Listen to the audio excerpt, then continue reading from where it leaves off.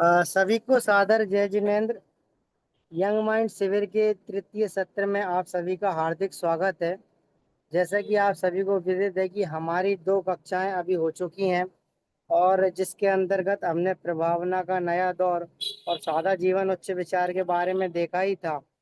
उसी क्रम को आगे बढ़ाते हुए आज हमारे साथ आदरणीय अमन जी शास्त्री आरोन से जो जुड़े हुए हैं, मध्य प्रदेश से जुड़े हुए हैं। वे एक ऐसा विषय लेकर के आए हैं, कहो गर्व से कहो कि हम जैन हैं। लेकिन हम जैन क्यों हैं, किस कारण से हैं और गर्व से कहने के पीछे तात्पर्य क्या है कि हम किस कारण से कह सकते हैं कि हम जैन हैं। तो ऐसे विषय को प्रस्तुत करने के लिए आज अमन जी हमारे साथ जुड़े हुए हैं। मैं अमन जी के बारे में आप सभी को विदित करता हूँ कि अमन जी जो है वे विद्वान दिखने में बहुत छोटे लगेंगे आपको, लेकिन उनकी जो उन्होंने जो कार्य किया है वो बहुत ही अतुल्य अमूल्य, जिन शासन के लिए बहुत ही मूल्यवान है। उनका अभी जो जीवन चल रहा है वो बहुत ही धार्मिक जीवन है और धार्मिकता में ही उन्होंने अपना पूरा जीवन निकाला है। उन्होंने अभी शास्त्री किया हुआ है और शास्त्री के साथ साथ उन्होंने संस्कृत से एमए किया हुआ है और संस्कृत से ही वे पीएचडी कर रहे हैं और अनेक जगह जाकर के ये प्रवचन देते हैं, शिविर का आयोजन करते हैं और कई जगह जाकर और अभी रिसेंटली उन्हें विशिष्ट विद्वान का पुरस्कार जयपुर से मिला हुआ है। ऐसे विद्वान हमारे साथ जुड़े हुए हैं, उनका लाभ आज हम लेंगे। तो मैं आदरणीय अमन जी को द जैन फाउंडेशन के मंच पर हार्दिक आमंत्रण करता हूं कि वे आ जाएं और आज के विषय को प्रस्तुत करें। आदरणीय अमन जी। सबसे पहले हम मंगलाचरण करते हैं, फिर हम आज के विषय की चर्चा करेंगे, जो कि बहुत सुंदर विषय है कि गर्व से कहो हम जैन हैं। सर्वप्रथम मंगलाचरण करते हैं। सभी लोग हाथ जोड़ लीजिए। नमो अरहंताय, नमो सिद्धाणम, नमो आयर्याणम,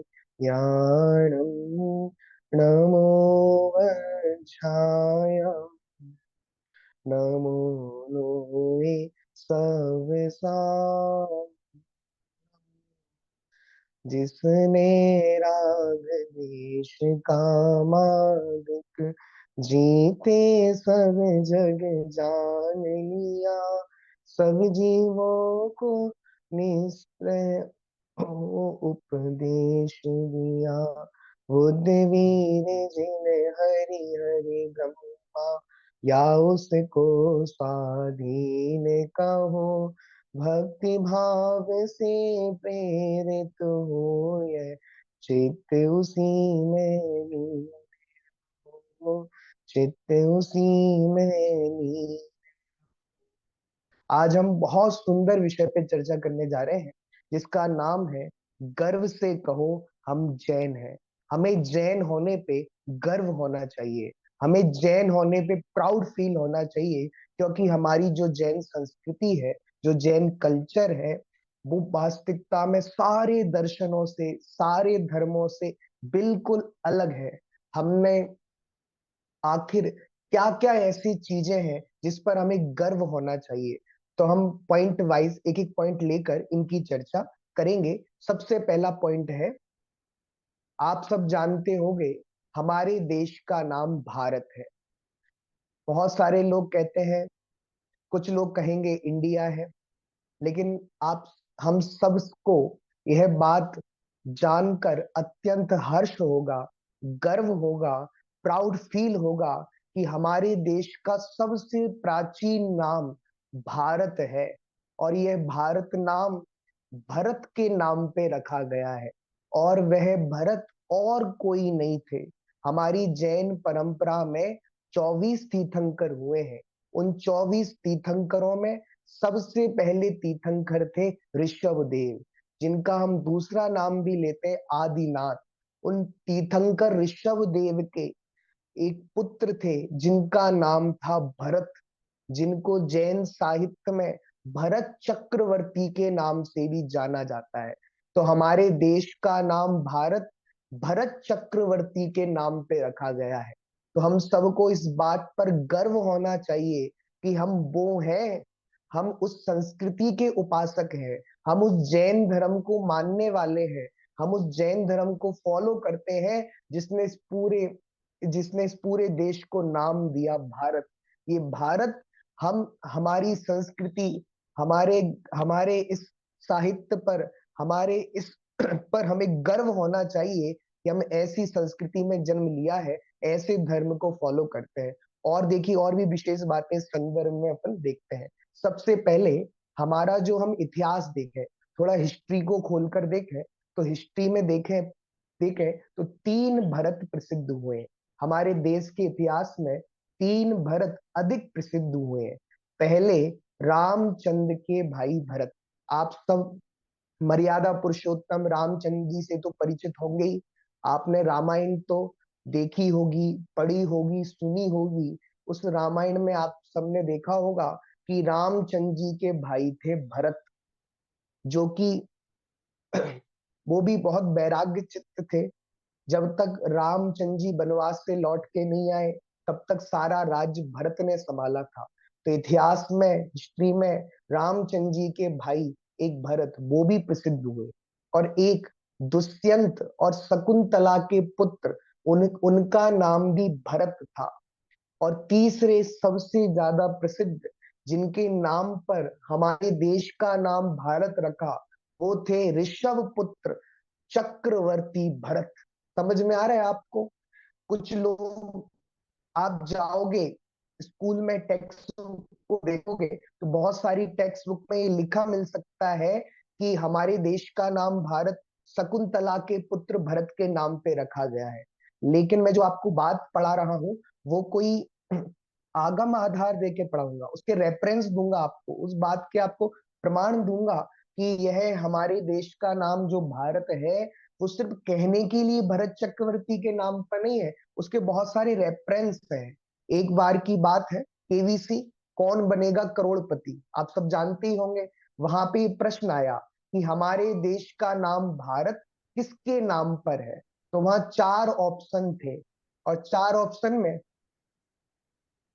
ऑप्शन में एक ऑप्शन था राम के भाई भरत, एक ऑप्शन था शकुंतला के पुत्र भरत। और आपको जानकर यह बात पर आश्चर्यचकित होंगे, आपको आश्चर्य होगा कि वहां पे जो केवीसी खेलने आया था, जो हॉट सीट पर बैठा हुआ व्यक्ति था, उसने उत्तर दिया कि शकुंतला के पुत्र भरत के नाम पर हमारे देश का नाम भारत है। और कंप्यूटर जी, अमिताभ बच्चन जी ने उसको सही कर दिया। इस बात को हमारे एक विद्वान देख रहे थे, डॉक्टर वीर सागर जी, जो अभी दिल्ली लाल बहादुर यूनिवर्सिटी में जैन दर्शन विभाग के अध्यक्ष है। उन्होंने इस घटना को देखा, और वह दिल्ली में ही उस समय एक मुनिराज थे जिनका नाम था विद्यानंद जी मुनिराज, जो श्वेत पिच्छाचार के नाम से प्रसिद्ध है, जो श्वेत पिच्छी रखते थे।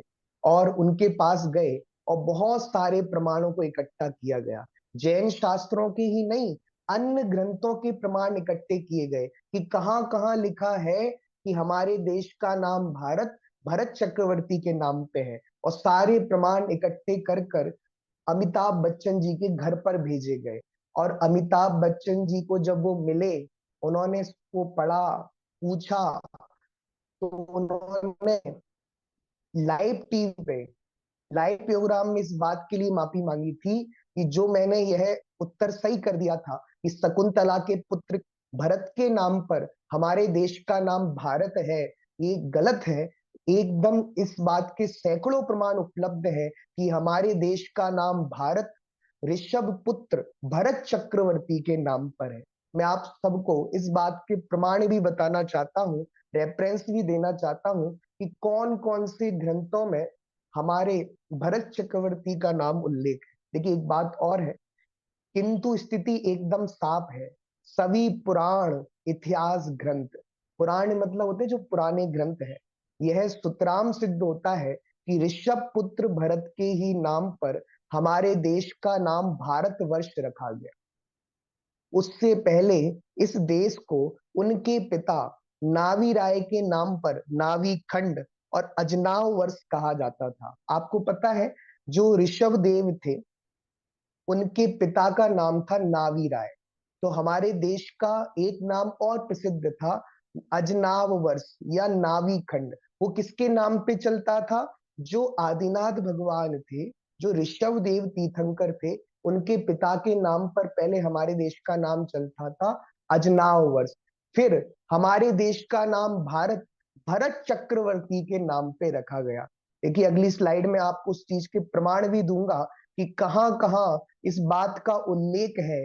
आप ये बात ताल ठोक कर कह सकते हो, आप ये बात दुनिया को बता सकते हो कि देखो हमारे देश का नाम भारत शकुंतला के पुत्र के नाम पे नहीं, बल्कि ऋषभ पुत्र भरत के नाम पे है।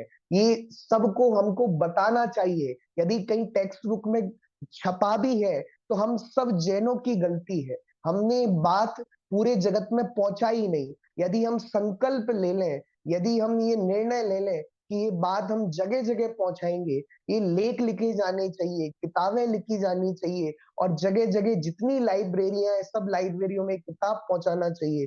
पेपर में, सोशल मीडिया पे, प्रिंट मीडिया पे बात छपनी चाहिए कि हमारे देश का नाम भरत भरत चक्रवर्ती के नाम पे है।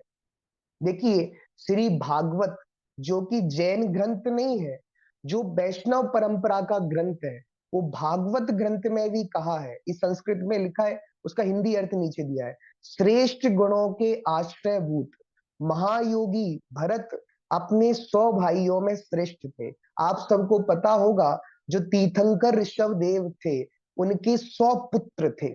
उन 100 पुत्रों में एक भरत चक्रवर्ती श्रेष्ठ थे। उन्हीं के नाम पर इस देश का नाम भारतवर्ष कहते हैं।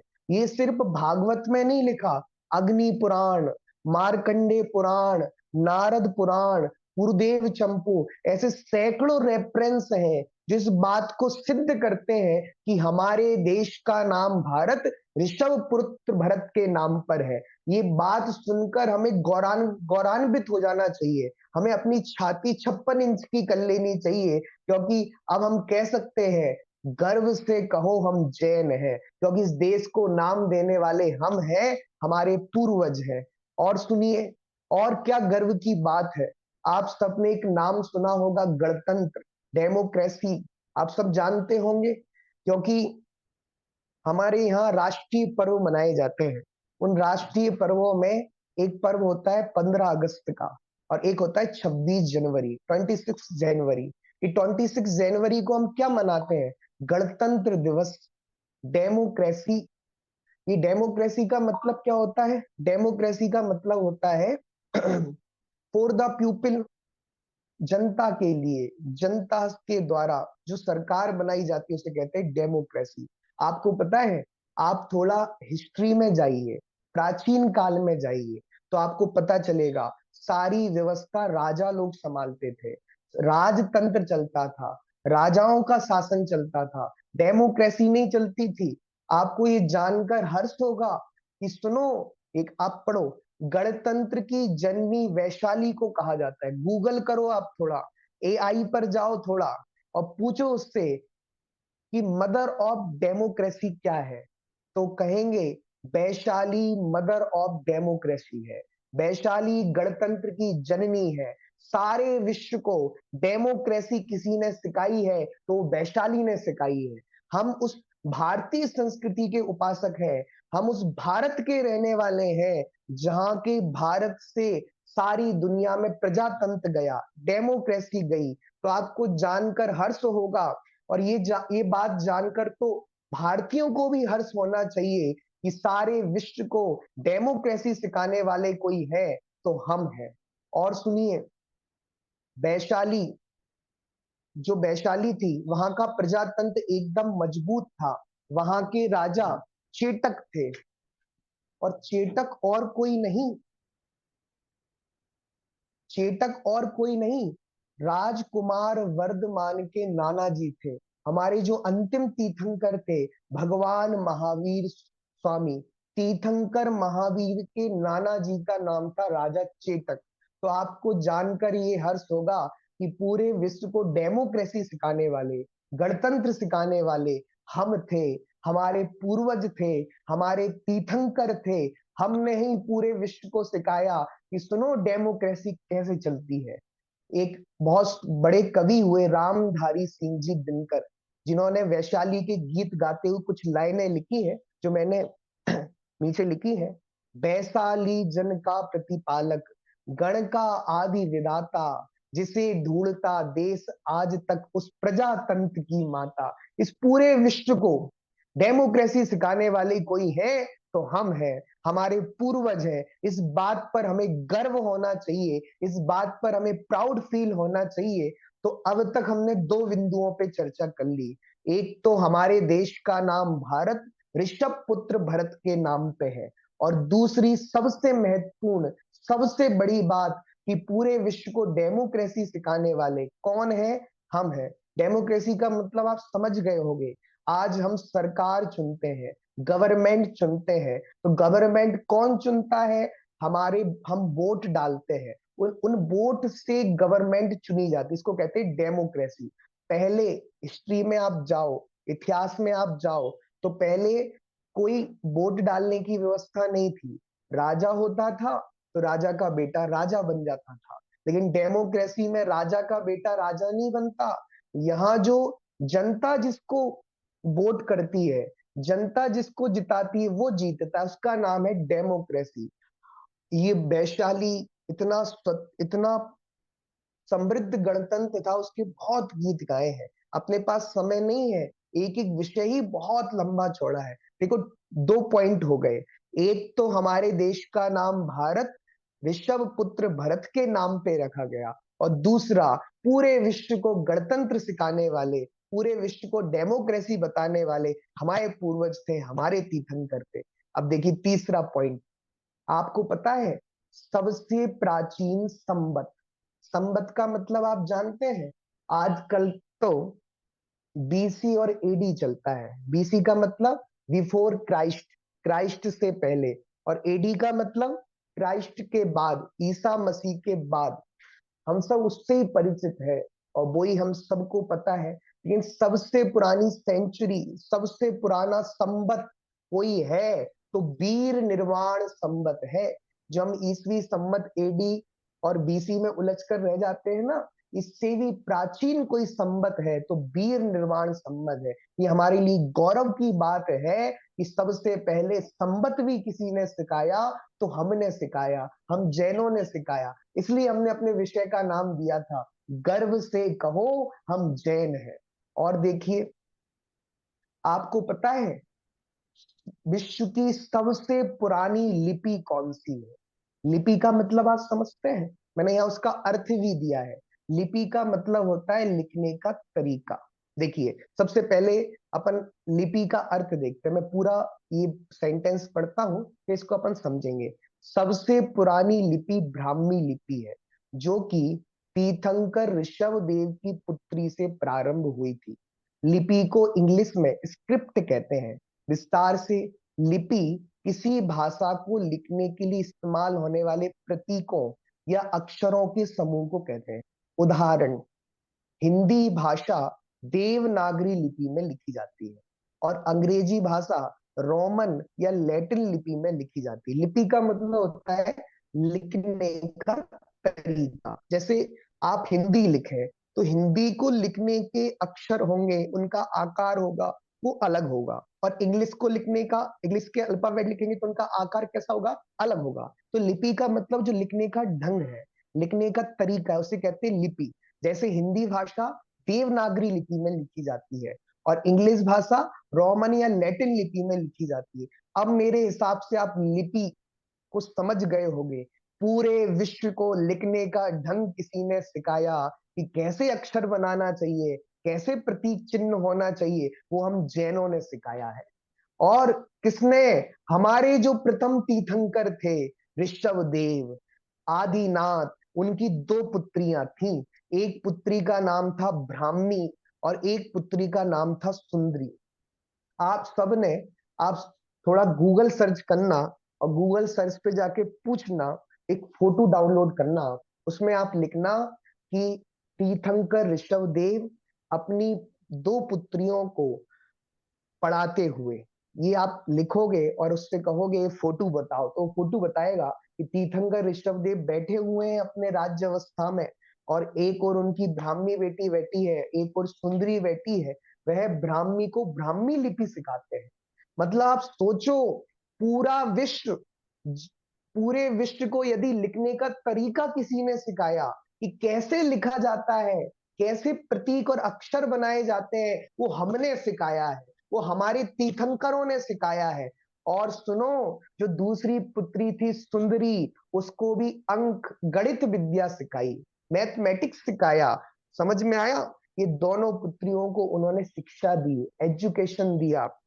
आज लोग कहते हैं ना, हमारे मोदी जी एक नारा लगाते हैं, बेटी पढ़ाओ और बेटी बढ़ाओ। समझ में आया? बेटियों को पढ़ाना चाहिए, लड़कियों को पढ़ाना चाहिए। लेकिन सुनो, आज से लाखों करोड़ों वर्षों पूर्व हमारे तीर्थंकर ऋषभदेव ने सबसे पहले स्त्री शिक्षा की शुरुआत की, गर्ल्स एजुकेशन की व्यवस्था की। सबसे पहले यदि एजुकेशन देने वाले हैं, लड़कियों को सिखाने वाले हैं, पढ़ाने वाले हैं, तो हम जैन हैं। कोई हमसे कहे कि आपके यहाँ स्त्रियों का कोई सम्मान नहीं है, ऐसी बात नहीं है। सारा विश्व आज भी ऐसी स्थितियां हैं, आप गांव में जाकर देखो, विलेज में जाकर देखो कि लोग लड़कियों को पढ़ने नहीं देना चाहते। लेकिन हमारे जैन आचार, हमारे जैन तीर्थंकर इतने उदारवादी थे, उनने कहा पढ़ने का अधिकार सबको है, चाहे वह पुरुष हो चाहे वह स्त्री हो। इसलिए उन्होंने पढ़ाया, किसको पढ़ाया? सबसे पहले अपनी पुत्रियों को पढ़ाया। समझ में आया? उस मानो भगवान तीर्थंकर ऋषभदेव सारे विश्व को ये संदेश दे गए कि सुनो, ये मत मानना कि स्त्री शिक्षा योग्य नहीं है, स्त्रियों को शिक्षा नहीं देना। वो युग के प्रारंभ में सबसे पहले स्त्री शिक्षा को देखे गए। तो ये बात हमारे लिए गौरव की बात है। ये बात सुनकर हमें गौरवान्वित होना चाहिए, प्राउड फील होना चाहिए। जो बात आज मोदी जी कह रहे हैं बेटी पढ़ाओ, वह बात हमारे तीर्थंकरों ने हजारों करोड़ों वर्षों पूर्व कह दी। तो इस बात हमारे लिए गौरव की है। हमारे यहाँ स्त्री के लिए भी बराबर स्वतंत्रता है, पुरुषों के लिए भी बराबर स्वतंत्रता है। हमारे आचार यह भेद, स्त्री पुरुष के नाम पर कोई भेद नहीं करते। और देखिए, कितने बिंदु हो गए, कितने पॉइंट हो गए? 4 पॉइंट हो गए। पहला पॉइंट था हमारे देश का नाम भारत, दूसरा पॉइंट हो गया डेमोक्रेसी, तीसरा पॉइंट हो गया संबत, और चौथा पॉइंट हो गया लिपि, जिसको स्क्रिप्ट कहते हैं। बात समझ में आ रही है आपको? यदि आपको बीच में कोई प्रश्न भी हो तो आप पूछ सकते हैं। चलिए, तो अब ये बात हमारे लिए गौरव से भर जाने की है कि सारे विश्व को लिखने का तरीका हमारे जैन आचार्यों ने सिखाया, जैन तीर्थंकरों ने सिखाया। ये सबसे प्राचीन लिपि है जिसका नाम है ब्राह्मी लिपि। कौन सी लिपि? बहुत सारे लोगों ने नाम भी नहीं सुना होगा। हमने लैटिन लिपि सुनी होगी, रोमन लिपि सुनी होगी, लेकिन ब्राह्मी लिपि ये भी है। इतनी लिपियां लिखी गई। हम सबको थोड़ा इतिहास पढ़ना चाहिए, थोड़ा हमारे जैन शास्त्रों को खोल के पढ़ना चाहिए। सचमुच जब तक हम अपने इतिहास को खोल के नहीं पढ़ेंगे, जब तक हम ये जिनवानी को नहीं पढ़ेंगे, ये जिनवानी माँ है ना, ये जिनवानी माँ की थोड़ी धूल हटाओ, थोड़े उनके पन्नों को पलटो और देखो हमारे भगवंतों ने क्या गजब गजब लिखा है, हमारे आचार्यों ने कितना गजब गजब काम किया है, हमारे विद्वानों ने कितना कितना महान काम किया है। जब तक हम थोड़ा धूल हटा के पढ़ेंगे नहीं, तब तक हमें अपनी जिन शासन की महिमा नहीं आने वाली। और सुनिए, अगला पॉइंट, हिंदी भाषा। आप हिंदी भाषा को तो अच्छे से जानते ही होंगे।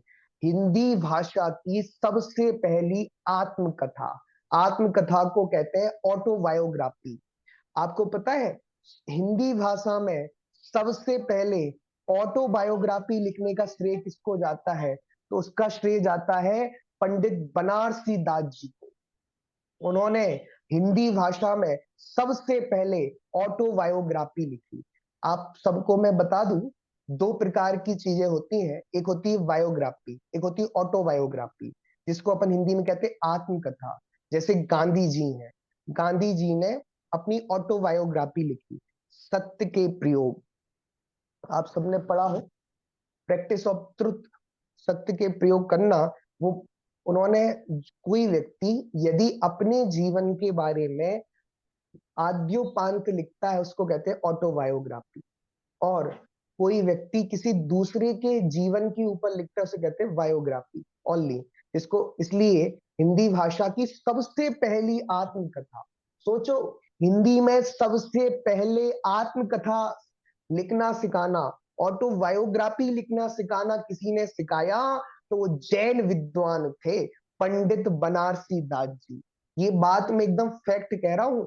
ये बात ऐसे ही नहीं कह रहा कि आप सब खुश हो जाए, आप सबके चेहरे पे प्रसन्नता आ जाए, अच्छा ये भी है। मैं आपके लिए सिर्फ प्रसन्नता के लिए नहीं कह रहा, आप सबके लिए फैक्ट बता रहा हूं। आप एक एक चीज के लिए गूगल कर लेना, एआई से पूछ लेना, आपको यही उत्तर मिलेगा। तो बताओ ये बात कितनी गर्व की है कि सबसे पहले आत्मकथा लिखना, ऑटोबायोग्राफी लिखना किसी को विश्व ने सिखाया हिंदी भाषा में। समझ में आया? और इंग्लिश भाषा की बात नहीं कर रहा, हिंदी भाषा में, हिंदी लैंग्वेज में सबसे पहले आत्मकथा लिखना किसी ने सिखाया तो पंडित बनारसी दास जी ने सिखाया। आप इसको अभी गूगल कर लेना, एक एक बात फैक्ट है, प्रमाण सहित है। समझ में आया? तो बताओ ये बात हमारे लिए कितने गौरव की है। और आप पता है उसका नाम नहीं दिया मैंने ऑटोबायोग्राफी का, उसका नाम है अर्ध कथानक। जैसे बोलता हूं, उसका नाम है अर्ध कथानक। आप इसको गूगल कर सकते हैं और आपको इसकी पीडीएफ भी मिल सकती है, वो अभी भी गूगल पे भी उपलब्ध है। तो पंडित बनारसी दास जी ने जो ऑटोबायोग्राफी लिखी, आत्मकथा लिखी, वह किस नाम से प्रसिद्ध है? अर्ध कथानक के नाम से प्रसिद्ध है। चलिए, और महत्वपूर्ण बात, जैनों के पास विश्व का सबसे ज्यादा साहित्य है। साहित्य का मतलब समझते हैं? लिटरेचर। किसी भी धर्म में इतना लिटरेचर नहीं है जितना जैनों के पास है। आपको पता है आज भी लाखों ग्रंथ जैनों के उपलब्ध हैं। समझ में आ रहा है? भले ही वो प्रकाशन में नहीं आ पाए हो, कितने ही शास्त्रागार हैं, कितने ही शास्त्र भंडार है, सैकड़ों पांडुलिपियां उपलब्ध है। आपको पता है एक बार राहुल सांस्कृत्यायन, जो बहुत बड़े विद्वान थे, बौद्ध विद्वान थे, उनसे एक प्रश्न पूछा गया। देखो नाम बोलता हूं, लिखा है राहुल सांस्कृत्यायन। ये बहुत बड़े विद्वान थे बौद्ध दर्शन के। इनसे पूछा गया किसी ने एक प्रश्न कि बताइए इस सृष्टि की रचना किसने की है। क्या प्रश्न पूछा गया? इस सृष्टि को बनाने वाला कौन है, इस सृष्टि की रचना किसने की है? तो आपको पता है राहुल सांस्कृत्यायन जी ने उत्तर दिया, मुझे ये नहीं पता कि इस सृष्टि की रचना किसने की है, परंतु यदि साहित्य रूपी सृष्टि की रचना किसी ने की है, वर्ल्ड ऑफ लिटरेचर, साहित्य रूपी सृष्टि की रचना किसी ने की है, तो वह जैनों ने की है। समझ में आया? इतना बहुमान था जैनों को नहीं, अजैनों तक को जैन साहित्य पर। गांधी जी ने कहा, गांधी जी अहिंसा के बहुत बड़े पुजारी थे, आप सब जानते ही होंगे। और एक बात और गांधी जी के नाम से याद आई, आपको पता है गांधी जी, महात्मा गांधी जी, जिनको जिन्होंने हमारा देश आजाद कराया, वो भी किसके दम पर? अहिंसा के दम पर, नॉन वायलेंस के दम पर। समझ में आया? फास्ट उपवास के बल पर उन्होंने हमारे देश को आजाद कराया। वह गांधी जी जिस अहिंसा के बल पर देश को आजाद कराया ना, वो अहिंसा भगवान महावीर की थी, वो अहिंसा जैन तीर्थंकरों की थी। एक गौरव की बात है, गांधी जी ने अहिंसा के बल पर, नॉन वायोलेंस के दम पर इस पूरे देश को अंग्रेजों से आजाद करा दिया। मानो गांधी जी ने पूरे विश्व को संदेश दे दिया, अहिंसा कोई कायरता नहीं है। क्योंकि ऐसा लगता है ना, कोई आपको मार दे, लोक में बात चलती है ना कि गांधी जी कहते थे कोई आपको एक चांटा मारे तो दूसरा गाल आगे कर देना, और दूसरा गाल पे मारे तो फिर आप ये कहना कि गांधी जी ने नहीं कहा था कि तीसरा गाल आगे करना, तो आप दूसरे में मार देना। ये गांधी जी की शिक्षा नहीं थी। गांधी जी ने अहिंसा के बल पर हमारे देश को आजाद कराया। उन्होंने कोई अन्य कोई उपाय देश के आजादी के लिए नहीं निकाला, अहिंसा के लिए निकाला। और आप सबको जानकर गर्व होगा, आप सबको जानकर इस बात पे प्राउड होगा कि हमारी जो संविधान की पुस्तक है, जो हमारी संविधान की पुस्तक है ना, उस संविधान की पुस्तक में आप जाओ तो जो मूल संविधान की पुस्तक है, वहां पे भगवान महावीर का चित्र है। और उस भगवान महावीर के चित्र के नीचे ये लिखा है, ये वो ही भगवान महावीर हैं जिनके द्वारा बताई गई अहिंसा, सत्य, अस्तेय, ये पंच अणुव्रतों को, पंच महाव्रतों को आधार बनाकर महात्मा गांधी जी ने देश को आजाद कराया था। ये बात गौरव की है, ये बात गौरवान्वित होने की है कि हमारे तीर्थंकर, अंतिम तीर्थंकर भगवान महावीर का चित्र आज भी संविधान की पुस्तक में है। समझ में आया? इसलिए, और आपको पता है, एक बार गांधी जी से किसी ने पूछा कि बताइए कि हमको अहिंसा के बारे में जानना है, तो अहिंसा के बारे में कहाँ पढ़ने मिलेगा? तो गांधी जी ने कहा कि आपको अहिंसा का सूक्ष्म वर्णन पढ़ना हो तो जैन आचार्य द्वारा लिखित पुरुषार्थ सिद्धि उपाय ग्रंथ को पढ़िए। वहां अहिंसा का जितना सूक्ष्म विवेचन है उतना कहीं नहीं है। इतना महान है हमारा दर्शन, इतना महिमावान है हमारा दर्शन, इतना गौरवान्वित होने वाला है हमारा दर्शन। और सुनिए, गांधी जी थे ना, गांधी जी के धार्मिक गुरु थे श्रीमद रायचंद जी। वह श्रीमद रायचंद जी भी जैन थे। ये बात हमारे लिए गौरव की बात है कि जिन गांधी जी ने हमारे देश को आजाद कराया, जिन गांधी जी ने हमारे देश को अंग्रेजों से मुक्त कराया, उन गांधी जी के आध्यात्मिक गुरु कौन थे? श्रीमद रायचंद जी। और वह श्रीमद रायचंद जी भी जैन थे। ये बात हमारे लिए गौरव की बात है। सचमुच ऐसी अनेकों बातें हैं, ये हमारे लिए गौरव से भर देती है। अभी मैं इतनी स्लाइड बना पाया था, और अपन कुछ पॉइंटों पे और चर्चा करते हैं जो मेरे स्लाइड में नहीं है, और भी बिंदु है।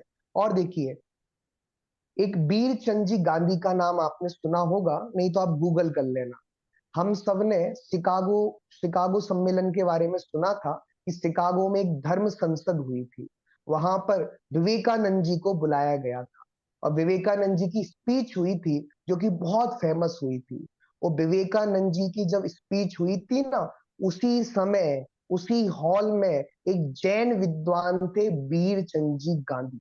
उन्होंने वहां शिकागो में जाकर धर्म संसद में जो भाषण दिया था, वो वहां के अखबारों में छपा था, टाइम्स ऑफ इंडिया में छपा था, जो कि सबसे फेमस अखबार था। और इनके भाषणों को सुनकर लोग इतने प्रभावित हुए थे कि वीरचंद जी गांधी, आपको पता है, वो ऐसे पहले व्यक्ति थे जिन्होंने फॉरेन में जाके जैन धर्म का प्रचार किया था। आज लोग कहते हैं ना कि विदेशों में धर्म का प्रचार हो रहा है, सबसे पहले फॉरेन में जाकर, विदेश में जाकर धर्म का प्रचार करने का श्रेय यदि किसी को जाता है तो वीरचंद जी गांधी को जाता है। उन्होंने वहां शिकागो में धर्म संसद में जैन धर्म के आचार विचार पर बहुत सुंदर स्पीच दी थी। वो बहुत दिनों तक वहां रुके, और वहां रुककर उन्होंने, कितने ही लोगों ने उनकी स्पीच सुनकर, उनका उपदेश सुनकर मांसाहार का त्याग कर दिया, शाकाहार को अपना लिया। समझ में आया? इतने महान गौरवशाली थे। विवेकानंद जी ने स्वयं उनकी तारीफ लिखी है। विवेकानंद जी ने कहा कि वहां फॉरेन में बहुत सर्दी पड़ती थी, तो बिना मांस खाए काम नहीं चलता था।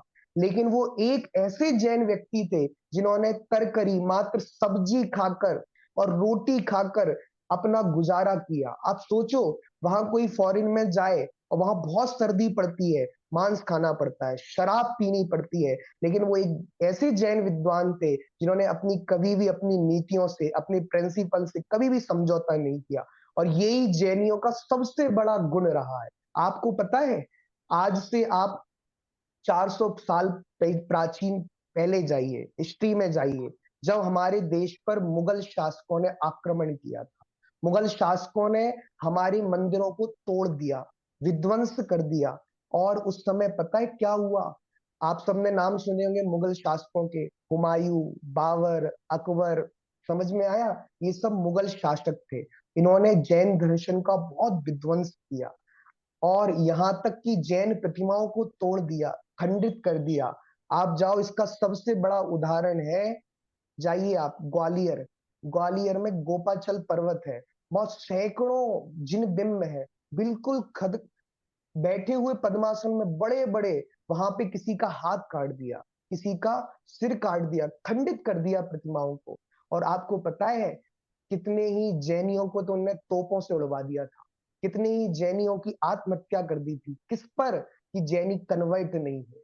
उन्होंने कहा कि तुम भगवान महावीर को छोड़कर हमारे भगवान का नाम ले लो, हमारे भगवान की उपासना कर लो। तुम अगर मुस्लिम बनने को तैयार हो तो हम तुम्हें बख्श देंगे। लेकिन उन्होंने कहा हम भगवान महावीर के उपासक हैं, हमारा यह सिर भगवान महावीर के सामने झुकेगा, तीर्थंकरों के सामने झुकेगा। उनने अपने सिर को कटवा तो दिया पर यह सिर कहीं नहीं झुका है। इतनी विराट संस्कृति थी हमारी।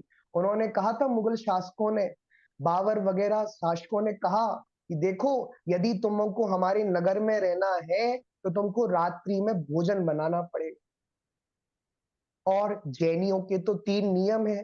जैनी लोग रात्रि भोजन नहीं करते, छान के पानी पीते हैं, रोज जिनालय भगवान के दर्शन करने जाते हैं। एक एक लाइनें प्रसिद्ध है, वीर प्रभु कह गए सभी से, जैनी वह कहलाएगा, दिन में भोजन छान के पानी, नित्य जिनालय जाएगा।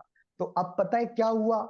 वो बाबर ने और बड़े बड़े जितने मुस्लिम शासक थे, उन्होंने आदेश निकाल दिया, हमारे नगर में वही रहेगा जो रात्रि में भोजन बनाएगा, रात्रि में भोजन करेगा।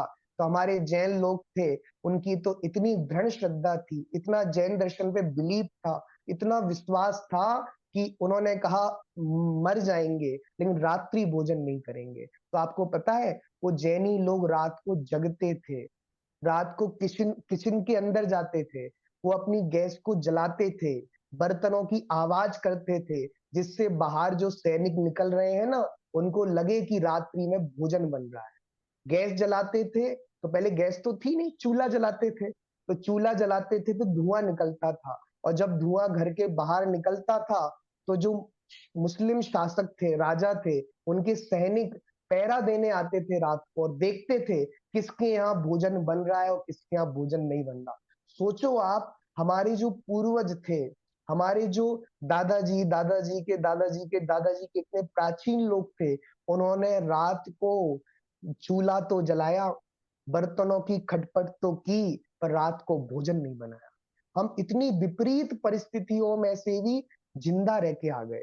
आपको पता है कितने ही धर्म तो आज मिटने की नौबत पे है, कितने ही धर्म मिट गए हैं, पर बात कुछ है हमारी कि हस्ती मिटती नहीं हमारी। हमें ऐसा दम है, हमारे साहित्य में इतना दम है कि हम मिटते नहीं है। एक बार की घटना है, आदरणीय वीर सागर जी भाई साहब दिल्ली वाले सुनाते हैं कि एक बार एक नगर में राजा ने घोषणा कर दी कि हमारे नगर में वही रहेगा जो सूर्य नमस्कार करेगा और गंगा नदी में स्नान करेगा। सारे नगर में आदेश फैल गया और सारे नगर में यह आदेश फैला दिया कि हमारे इस नगर में रहने का अधिकार किसको है? जो सूर्य नमस्कार करेगा, जो गंगा में स्नान करेगा। तो जैनियों ने कहा कि सुनो भैया, अब अपन इस नगर में कैसे रहेंगे? तो कितने ही जैनी भाई अपना घर, अपनी प्रॉपर्टी सब कुछ छोड़कर पलायन कर दिया, वह दूसरी जगह चले गए। आपको पता है एक मुल्तान की घटना आपने सुनी हो, जब हिंदुस्तान और पाकिस्तान का विभाजन हो रहा था, तो जब जब मुल्तान के जैन भाई यहाँ भारत में आ रहे थे, तब आपको पता है वहां एक बहुत प्राचीन जैन मंदिर था। आप यदि यूट्यूब पे जाएं तो आप सर्च करें मुल्तान का जैन मंदिर, आज भी वो इमारत बनी है, वहां मदरसे चलते हैं। वहां पे एक बहुत बड़ा प्राचीन जैन मंदिर था। जब विभाजन हुआ हिंदुस्तान और पाकिस्तान का, तब जैनियों ने कहा कि अपने लिए सबसे सुरक्षित देश कोई है, सबसे सुरक्षित कोई कंट्री है तो वो भारत है, तो हम भारत में जाएंगे। और वह जैनी लोगों ने निर्णय किया हम भारत जाएंगे। कुछ लोगों ने कहा आपकी प्रॉपर्टी तो सब यही है, आपका व्यापार तो सब यही है, आपकी आजीविका तो सब यही है, आप यदि भारत चले जाओगे तो क्या खाओगे, क्या करोगे? उन्होंने कहा कुछ भी खा लेंगे, भूखे सो जाएंगे, पर आज हमारी जो जिन जिन जिन मंदिर है वो सुरक्षित पहुंचना चाहिए। तो उन लोगों ने एक प्लेन बनाया, हेली एरोप्लेन मंगाया, और उस एरोप्लेन में वहां की जितनी भी प्रतिमाएं थी उन सारी प्रतिमाओं को रख लिया, और वो सारे जैन भाई उस एरोप्लेन में बैठ गए। और पायलट ने कहा कि वजन बहुत हो गया है, एरोप्लेन उड़ नहीं सकता। लेकिन तो फिर क्या किया जाए? तो जो लोग अपने साथ थोड़े बहुत जेवर लेके आए थे, ज्वेलरी लेके आए थे, थोड़ा पोटली लेके आए थे, वो सब लोगों ने फेंक दी कि नहीं नहीं, सब छूट जाए पर हमारे जिनेंद्र भगवान नहीं छूटने चाहिए। फिर भी पायलट ने कहा वजन बहुत भारी है, लेकिन पायलट से लोगों ने कहा उड़ाओ, और वह पायलट ने वो एरोप्लेन उड़ाया, और वह सकुशल भारत आए। आज भी वो पाकिस्तान से आया जैन मंदिर जयपुर में आदर्श नगर में है। तो आप उस पायलट का इंटरव्यू सुनिए, वह पायलट कहता है कि मैंने पहली बार एरोप्लेन उड़ाया और मुझे सबसे हल्का लग रहा था, जबकि सबसे ज्यादा वजन था, इतना वजन लेके एरोप्लेन उड़ नहीं सकता था। ये सब जिनेंद्र भगवान की महिमा है, उनके भक्तों की भक्ति की महिमा है कि देखो मुल्तान से जैन भाई आ गए। और पता है आपको, जब वह मुल्तान से जैन मन यहाँ पे आए भारत में, उनने सबसे पहले अपने घर नहीं बनाए, अपनी दुकान नहीं बनाई। उनने कहा घर बाद में बन जाए, दुकान बाद में बन जाएगी। सबसे पहले जितने लोग थे सबने भगवान का मंदिर बनाया। इतनी ऊंची सोच थी। और आपको पता है, आज भी हम लोग जब नगर में निकलते हैं, मार्केट में जाते हैं, तो लोग हमारे नाम के पीछे जैन साहब लगाते हैं, बोलते हैं ना जैन साहब आप कहाँ जा रहे हो, क्यों बोलते हैं आप सबसे जैन साहब? इसमें हमारा कुछ नहीं है, ये सारा काम हमारे पूर्वजों का है। देखो बात चल रही थी कि एक नगर में राजा ने ये संदेश फैला दिया कि हमारे देश में, हमारे नगर में कौन रहेगा जो सूर्य को नमस्कार करता है और गंगा नदी में स्नान करता है। सारे जैनियों ने नगर से पलायन कर दिया। समझ में आया? वो माइग्रेट होके दूसरे नगर में चले गए, और एक बूढ़े दादाजी रह गए। 80 साल की उम्र थी और दादाजी रह गए। राजा ने पूछवाया अपने सेनापति से कि सारे जैनों ने नगर छोड़ दिया क्या? तो उन्होंने कहा सारे जैनियों ने तो नगर छोड़ दिया, पर एक जो बूढ़े दादाजी हैं वो नहीं गए। तो राजा ने कहा उन बूढ़े दादाजी को लेकर आओ थोड़ा। तो बूढ़े दादाजी को बुलाया गया और पूछा राजा ने, आपने नगर क्यों नहीं छोड़ा? क्योंकि मेरा सख्त आदेश था कि जो सूर्य को नमस्कार नहीं करता, गंगा नदी में स्नान नहीं करता, उसे नगर से निकल जाना चाहिए। अगर नहीं निकलेगा तो उसे सूली पर चढ़ा दिया जाएगा, फांसी की सजा दे दी जाएगी। तो दादाजी ने कहा कि हम तो मानते हैं। अरे आप कैसे मानते हैं? उनने कहा राजा साहब आपसे ज्यादा मानते हैं। राजा आश्चर्य में पड़ गया, बताओ कैसे मानते हैं? तो राजा ने कहा सुनो, राजा से वो दादाजी ने कहा सुनो, आपको पता है जब सूर्य अस्त हो जाता है, सूर्य का वियोग हो जाता है, तो सूर्य के वियोग में हम जैनियों को इतना कष्ट होता है कि हम अपने कंठ में पानी की बूंद नहीं डालते। हमें सूर्य के वियोग का इतना कष्ट है, इतनी वेदना है, इतनी तड़प है, इतना दुख है कि सूर्य के वियोग में हमारे कंठ में एक पानी की बूंद नहीं जाती। बताओ इससे ज्यादा सूर्य का सम्मान क्या हो? जो सूर्य को नमस्कार करते हैं वो भी क्या इतना सम्मान करते हैं सूर्य का? फिर राजा ने कहा अच्छा अच्छा, हम इस बात को मान गए कि तुम जैनी लोग सूर्य का बहुत सम्मान करते हो, तभी तो सूर्य अस्त हो जाता है, तुम रात्रि में भोजन नहीं करते, तुम्हें सूर्य के वियोग का बड़ा कष्ट होता है।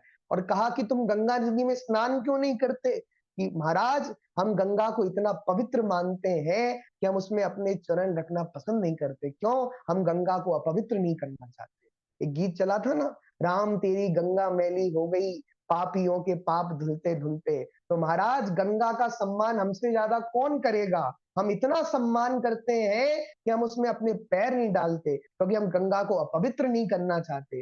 राजा प्रसन्न हो गया, उसने दादाजी को कहा आप भी रहो, और जितने जैनी लोग वहां से माइग्रेट होके गए थे, पलायन किया था, सबको बुला लिया। बताओ हम ऐसे जीवित रहे हैं, ऐसे लोगों के कारण हमारी हस्ती आज बनी है। आज हम 21वीं सदी में जी रहे हैं तो उसका कारण हमारे पूर्वज हैं। तभी हमारे नाम के पीछे जैन साव लगता है। लोग हमें गौरव से, सम्मान से बुलाते हैं।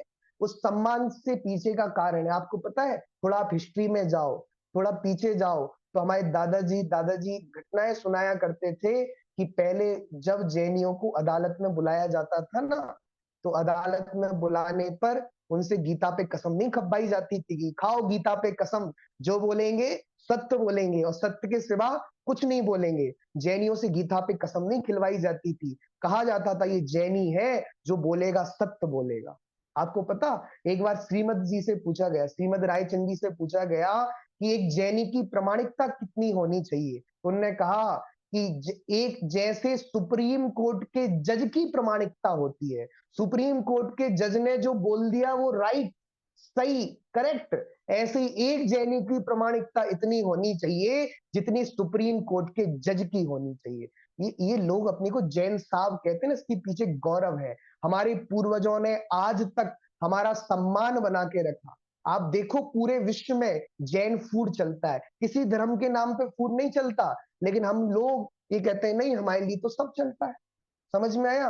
ये शर्म से डूबने वाली बात है कि सारे विश्व में आप फ्लाइट में चले जाइए, ट्रेन में चले जाइए, कहीं चले जाइए, फॉरेन में भी चले जाइए, आज तक आपको जैन फूड के नाम से फूड मिलता है। कोई वैष्णव फूड नहीं मिलता, कोई मुस्लिम फूड नहीं मिलता, जैन फूड मिलता है। गौरव की बात है। और कितने ही भाइयों से तो मेरी बात हुई, कितनी वैष्णव भाइयों से, वो कहते हैं यदि हमें शाकाहार करना होता है ना, तो हम किसी फूड पे विश्वास नहीं करते, जैन फूड पे विश्वास करते हैं।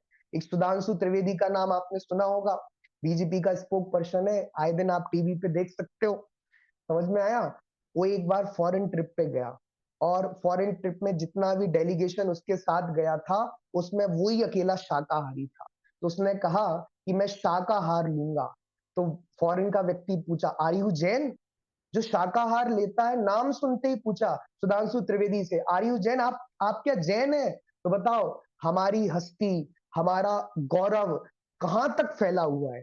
आप श्रीलंका में जाएं, श्रीलंका में शाकाहारी भोजन को आहरत भोजन कहा जाता है। अरिहंत, अरिहंत के उपासक जो भोजन करते हैं उसका नाम है आहरत भोजन। पता है, इतनी बातें हैं कहने के लिए, समय नहीं है, समय कम पड़ जाएगा। इतना गौरवशाली इतिहास है हमारा।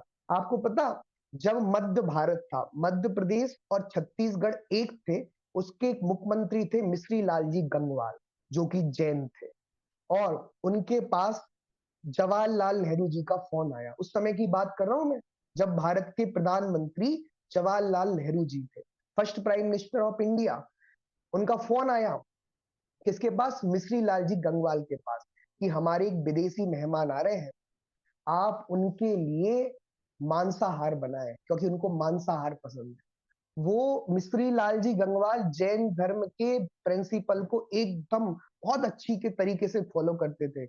उनने पता है किसको मना कर दिया? जवाहरलाल नेहरू जी को मना कर दिया, मैं जैन हूँ, मैं महावीर का उपासक हूँ, मैं मुख्यमंत्री से अभी रिजाइन दे दूंगा पद से, पर मांसाहार नहीं कराऊं। इतने ऊंचे विचार थे, तब हम जिंदा रहे। इसलिए मैं कहता हूँ, गर्व से कहो हम जैन हैं।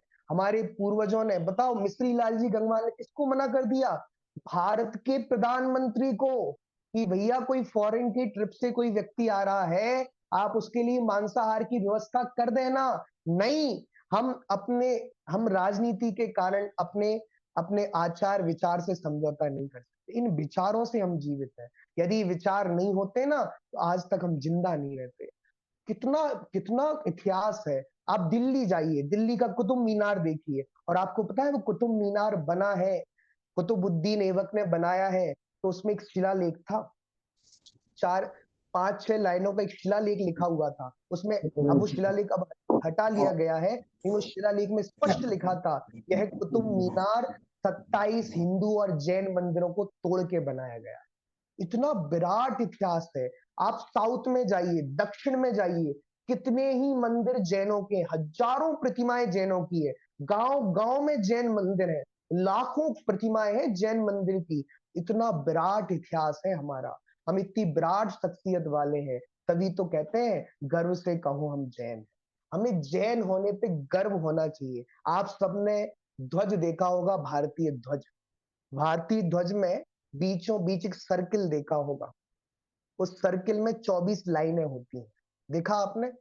भारतीय ध्वज, नेशनल फ्लैग, नेशनल फ्लैग के बीचों बीच व्हाइट कलर, और व्हाइट कलर के अंदर एक गोल सर्किल, उस गोल सर्किल में 24 लाइनें हैं। आपको पता है वह चिन्ह सर्किल कहां से लिया है? अशोक चक्र से। और अशोक चक्र अशोक सम्राट अशोक ने बनवाया था। और आप सम्राट अशोक की हिस्ट्री देखोगे तो आपको पता चलेगा सम्राट अशोक भी जैन धर्म के उपासक रहे हैं। उनके जो दादाजी थे चंद्रगुप्त मौर्य, आपने नाम सुना होगा, वह चंद्रगुप्त मौर्य भी जैन राजा थे। उन्होंने भद्रबाहु स्वामी से दीक्षा ली थी। समझ में आया? तो अशोक चक्र, उसमें जो सर्किल है, उसमें जो 24 तिल्लियां हैं, वो 24 तीर्थंकरों की निशानी है। आप सोचो, भारतीय ध्वज में जो सर्किल है और उसमें जो 24 लाइनें हैं, वो 24 तीर्थंकरों की घोषणा करती हैं। आप थोड़ा अशोक चक्र को देखो, उसमें हाथी का चिन्ह, आज गूगल करना, आप अशोक चक्र को देखना, चारों तरफ घुमा घुमा के 3D सर्किल में जाके, तो आपको पता चलेगा कि अशोक चक्र में शेर का चिन्ह है। वह शेर का चिन्ह भगवान महावीर के शेर का चिन्ह है। और भी 2-3 चिन्ह है मेरे पास, तो पूरा उसका भी बहुत बड़ा विवरण है। आपको चाहिए तो आप वो भी ले सकते हैं। वो अशोक चक्र के बारे में पूरा विवरण है। आप जगह जगह देखो, भारतीय संस्कृति, विराट भारतीय साहित्य की झलक आपको जगह जगह मिलेगी। और ये संस्कृति और ये गौरव के कारण कहते हैं हम सब जैन हैं। एक बार सरदार वल्लभ भाई पटेल को जैनियों की सभा में बुलाया गया और कहा जैनी के लिए 2 शब्द बोलिए। तो उन्होंने कहा, अरे जैनियों, तुम्हारा यह धर्म बहुत वैज्ञानिक है, इस धर्म में विश्व धर्म बनने की सामर्थ्य है। यदि हम जैनियों ने बस एक ही गलती कर रखी है, हमने मात्र पीले कपड़े और पीले चावल चढ़ाने में इतिश्री मान के रखी है। हम सोचते हैं हमने पूजन कर ली, थोड़ा द्रव्य चढ़ा लिया तो हो गई पूजन। उन्होंने कहा बस इतने काम में सीमित रह गए, नहीं तो आज ये जैन धर्म विश्व धर्म बन जाता। आपने ज्ञानी जैल सिंह का नाम सुना होगा, समझ में आया? गूगल कर लेना। ज्ञानी जैल सिंह जी ने कहा जैन धर्म के लिए बड़े मार्मिक शब्द कहे। उनने कहा कि ये अगर सारा विश्व जैन आचार को अपना ले, जैन धर्म के आचार को अपना ले, तो पूरे विश्व में, पूरे भारत में एक भी पुलिस चौकी की जरूरत नहीं पड़ेगी। इतना आचार श्रेष्ठ है। यदि सब अनुव्रतों को अपना ले तो बताओ कौन हिंसा करेगा, कौन झूठ बोलेगा, कौन चोरी करेगा? एक भी पुलिस चौकी की जरूरत नहीं पड़ेगी। मेरे पास सैकड़ों बातें हैं इस तरह की। एक बार इंदिरा गांधी जी गई गोमटेश बाहुबली, जहां पे भगवान का मस्तक अभिषेक होता है, वहां पे गोमटेश बाहुबली गई और वहां से लौट के आई। संसद में हंगामा हो गया, अरे इंदिरा गांधी जी तो जैन हो गई, ये जैनों के प्रोग्राम में चली गई। तो इंदिरा गांधी जी ने जो भाषण दिया था उसकी 2 लाइनें बड़ी मार्मिक। उन्होंने कहा मैं नहीं, सारा भारत जैन। क्योंकि आज जो देश को आजादी मिली है वो अहिंसा के दम पे मिली है, नॉन वायलेंस के दम पे मिली है। वह अहिंसा जैनों की देन है, भगवान महावीर की देन है। और हम सबको इस बात पर गर्व होना चाहिए, गर्व से फूल जाना चाहिए, क्योंकि हम जैन हैं। इस तरह हम सब भी ये जैन धर्म की महिमा को समझें। और मैं आपसे बस अंतिम बात कहना चाहता हूं, सुनो, हमारे जैन धर्म की सुरक्षा के लिए अनेक लोगों ने बलिदान दिए। समझ में आया? कितने ही लोग फांसी पे चढ़ गए। स्वतंत्रता सेनानी को देखो, हमारे देश की आजादी में जैनों ने भी बहुत बड़ा योगदान दिया है। जैन स्वतंत्रता सेनानी हुए हैं। आपको पता, एक जैन स्वतंत्रता सेनानी को फांसी दी जा रही थी, फांसी पे लटकाया जा रहा था। उनसे कहा आपकी आखिरी इच्छा क्या है? उन्होंने कहा सामयिक करते हुए फांसी पे लटकना चाहूंगा। उस सामयिक में चले गए और फांसी पे लटकाया, फांसी का फंदा एक बार को टूट गया। फिर वो सामयिक कर रहे थे, फिर फांसी पे लटकाया, फांसी का फंदा टूट गया। आप सोचो तो जरा, उन्होंने जेल में रहकर भी कभी भी समझौता नहीं किया। उनने कहा, एक स्वतंत्रता सेनानी 6 महीने जेल में रहे। जेल में आलू की सब्जी बनती थी, प्याज डाला जाता था। उनने पता है 6 महीने तक नमक से रोटी लगा के खाई, पर आलू नहीं खाया, कभी प्याज नहीं खाया, कुछ नहीं खाया। इतना महान समृद्ध जिन शासन है, इतने महान महान व्यक्ति हो गए जिनने जैन स्वतंत्रता के लिए बहुत मेहनती योगदान दिया। हम सब भी ये जैन धर्म की महिमा को समझें और जैन धर्म के लिए जितना बने उतना करें, इसी मंगल भाव। सभी को जय जिनेंद्र। जी बहुत बहुत धन्यवाद अमन जी। आपने बहुत ही गर्व से कहो हम जैन हैं, जिस जो विषय आपने टॉपिक लिया, तो सच में ही आपने उसकी प्रस्तुति भी बहुत ही अच्छी तरीके से की। और कई चीजें हमें आज जानने मिली, छोटे बच्चे भी बैठे हैं, बड़े भी बैठे हैं, और सबको ये चीज जानने मिली कि भारत का नाम कैसे भारत पड़ा। फिर आपने ब्राह्मी लिपि के बारे में बताया, लिपि आदि जो ईसा पूर्व से पहले क्या चला। तो ये सारी चीजें जो हिस्ट्री आपने बताई, इतिहास बताया, वो बहुत ही रोचक था, रोचक विषय, मतलब सबका मन लग रहा था सुनने में, और सब सुन रहे थे बहुत ही अच्छे तरीके से। तो कुछ प्रश्नों में थोड़ा सा समय आपका लेना चाहूंगा अमन जी, क्योंकि आपकी फिर भी क्लास रहती है। तो कुछ लोगों के प्रश्न लेना चाहूंगा, तो आप उनका उत्तर अवश्य देंगे। अनीता जी, अनीता जी आप अनम्यूट करके अपना प्रश्न पूछ सकते हैं। जैन कहना बोले तो उनकी क्या ये चालू रखना अपने में ही तो अपन जैन कहलाते हैं। कौन सा फार्मूला अपनाना? जी बिल्कुल जी, प्रश्न स्पष्ट नहीं हो रहा प्रश्न है आप। प्रश्न क्या बोल रहे हैं आप? अपन जैन कैसे कहलाएंगे? अपन जैन हाँ है वो। अमन जी वो पूछ रहे हैं जैन के कौन से सिद्धांत है जिससे हम जैन कहलाएंगे। जैन के मुख्य 3 सिद्धांत हैं। मतलब कि जैनी लोग रात्रि भोजन नहीं करते, जैनी लोग छानकर पानी पीते हैं, और रोज मंदिर जाते हैं। मुख्यतः जो बाहर में जैनों के 3 सिद्धांत हैं ये है। और जैनों का एक मुख्य बड़ा सिद्धांत है, जो बीतरागी भगवान के उपासक होते हैं वो जैन कहलाते हैं। Thank you sir. तो जी एन जी। के जैन साहब, एन के जैन साहब अपना प्रश्न पूछ लीजिए अनम्यूट करके। स्वतंत्रता संग्राम में सबसे पहले फांसी लगने वाले जैन ही थे, अमरचंद जी जी भाटिया। उनको हाँ दो हाँ बार जी। फांसी लगाई गई, वो 2 बार फांसी लगाई लगी नहीं, तीसरी बार उनके लड़के को से उड़ा दिया गया। तब उन्होंने हम्म, अपना सरेंडर कर दिया, तब तीसरी बार जाके उनको फांसी लगी। जी जी। नेक्स्ट आरफ साहब, आरफ साहब आप अहमदाबाद, बोलिए, अनम्यूट कीजिए। भैया मैंने एक हिस्ट्री की बुक में पढ़ा था, जो बौद्ध धर्म है और जैन धर्म दोनों एक ही है, क्या वो सही है कि अलग उनमें नहीं भी कुछ डिफरेंस है? नहीं, जैन धर्म और बौद्ध धर्म एक नहीं है। जैन धर्म एक स्वतंत्र धर्म है और बौद्ध धर्म एक स्वतंत्र धर्म है। जबकि बौद्ध धर्म है वो बुद्ध से प्रारंभ हुआ है, और जैन दर्शन तो अनादि अनंत है, वो किसी से प्रारंभ नहीं हुआ। इसलिए जैन धर्म अलग है और बौद्ध धर्म अलग है। अशोक चक्र के 24 वो आ रहे हैं ना, तो वो 24 तीर्थंकर के है कि काय के है वो? 24 वही तीर्थंकरों बता के रहे हैं। प्रतीक। हाँ, कुछ लोगों ने, हमने इतिहास में भी खोजा तो कुछ कहते हैं बौद्ध लोग कि जो 24 बुद्ध हुए थे उनके प्रतीक है। लेकिन हमने एक बुद्ध बुद्ध थे उनके बौद्ध महात्मा उनकी फॉलो करने वाले, उनके महात्माओं से पूछा जाके कि आपके यहाँ 24 बुद्ध का कोई फैक्ट है शास्त्रों में, तो उन्होंने स्पष्ट मना किया, हमारे यहाँ 24 बुद्ध का कोई उल्लेख नहीं है। तो एक्चुअल में देखा जाए तो 24 तीर्थंकर का ही प्रतीक है।